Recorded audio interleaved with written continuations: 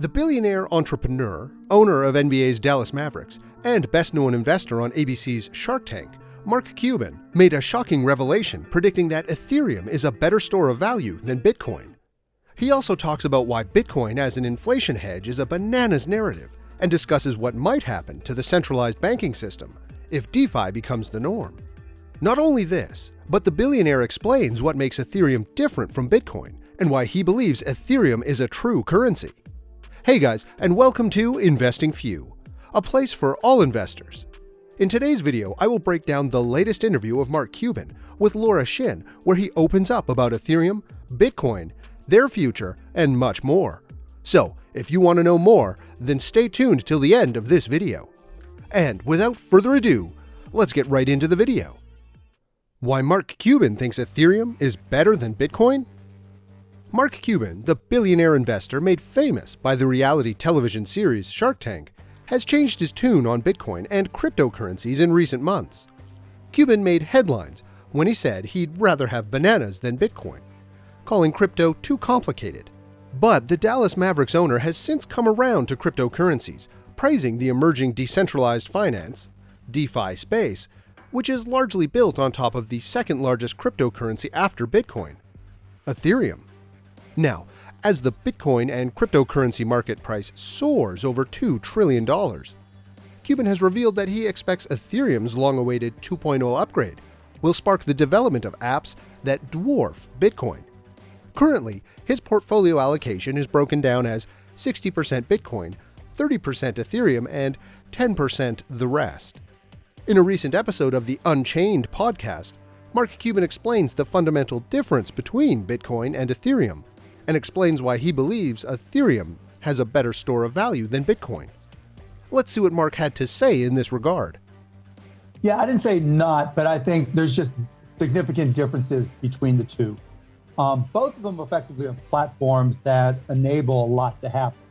But Bitcoin right now has really evolved to be primarily a store of value, and it's very difficult to use it for anything else. If you want, it's become digital gold, and you can use it as a platform that enables other things, but it requires a whole lot more, right? It requires wrapping or doing a variety of other things, and it acts more as collateral, a lot collateral than anything else in order for it to gain additional utility.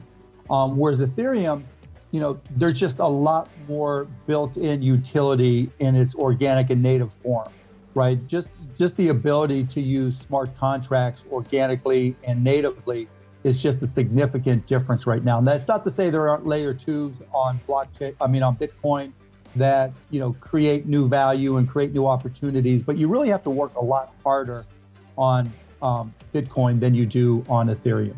As you already know, that the Bitcoin price has soared by around 700% over the last 12 months, climbing as the likes of high-profile billionaires Elon Musk and Jack Dorsey give it their backing. Wall Street giants roll out Bitcoin services, and investors fret that inflation could be about to undermine the value of traditional currencies. However, the huge Bitcoin price rally has been eclipsed by Ethereum and a handful of other cryptocurrencies, with the Ethereum price adding a blistering 1,100% since April 2020. Cuban expects coming upgrades to Ethereum, not expected to be completed until at least 2022, and it is going to give some people a reason to use Ethereum as a store of value over Bitcoin. Obviously, with 1559, everything changes, right? And what happens going forward is going to really impact how people perceive it, specifically as a store of value. But because people are using ETH to buy NFTs, to do more things, and because smart contracts just makes it a little bit simpler to do development, and because we're looking at hopefully a shorter term evolution to ETH2. And I know a lot of people have been saying that for a long time. I think you'll see there's more reason to buy ETH right now beyond just being a store of value. But it doesn't exclude, being a store of value to buy ETH, if that makes sense. Mark Cuban is also asked what he thinks about PayPal, that has enabled users to pay with Bitcoin, Ether, Litecoin, and Bitcoin Cash. And his own team, Dallas Mavericks, has started accepting Bitcoin as a payment method. He explains how he thought initially that Bitcoin as a currency was a crazy idea, and then he decided to test it. But the results proved that Bitcoin was not meant to be a currency. He shares his whole experience, as you can see in this clip. Back, actually, we started accepting Bitcoin 2017 is when we started. And, people have always looked at me as a Bitcoin skeptic, and let me explain why. And so, obviously I've been familiar with Bitcoin since its, initiation, or at least my initiation to it, 2012 or earlier, when I first got involved with playing around with Coinbase and got exposed to it. And back then it was really the narrative around Bitcoin was that it was going to be a currency. And to me, I never saw Bitcoin as a currency. And if you look back to any conversation I've had about it, I've always been really positive about block. I was one of those people that was positive on blockchain, saw Bitcoin as a store of value, but thought it was crazy that people thought it would be a currency because there just wasn't the ability in its network to handle transactions. And it wasn't very simple for grandma to come in or grandpa to come in and use it easily. And so I wanted to see if my thesis was right, by the time 2017 rolled around and we were able to get a payment gateway set up. So, my attitude was if people wanted to spend Bitcoin as a currency, let's see if they'll do it. I'll discount Mavs merchandise and Mavs tickets, and nobody did. And, it was more an experiment to see if I was wrong. As it turns out, Bitcoin really is not designed to be a currency. And, there's lots of people that have been talking about the Lightning Network for years and the changes. But as we saw in 2017, there's a reason why there's a Bitcoin Cash, right? There's a reason why there were a lot of hard feelings in what happened with Bitcoin in 2017. And the underpinning of that was that it was not going to be, traditional Bitcoin was not going to be a currency. And that's really where, people have had disagreements with me on my stance. But, here we are in 2021, and now people think you're crazy if you spend your Bitcoin, and if you use it as a currency. And that said, a little aside, just because I'm part of the crew and I'm a Bitcoin believer as a store of value, I'm making an exception. And I had already ordered a new Tesla a few months ago. And so when that Tesla gets ready to get shipped, I'm going to buy some new Bitcoin. I'm not going to get rid of any of my existing Bitcoin and use it to buy my Tesla. This shows that Cuban has a contradicting point of view compared to other Bitcoin miners. There is no correlation between what Federal Reserve does and price of Bitcoin. The Shark Tank investor Mark Cuban also explains why he believes there is no correlation between the price of Bitcoin and Federal Reserves. He declares that Bitcoin as an inflation hedge is nothing but a bananas narrative. Yeah, look, any alternative asset, any asset period that is looking for appreciation has to be sold with narratives, has to be. A share stock, right? Apple Computer used to be a cyclical stock and went up and down with cyclicals. Now it's a growth stock.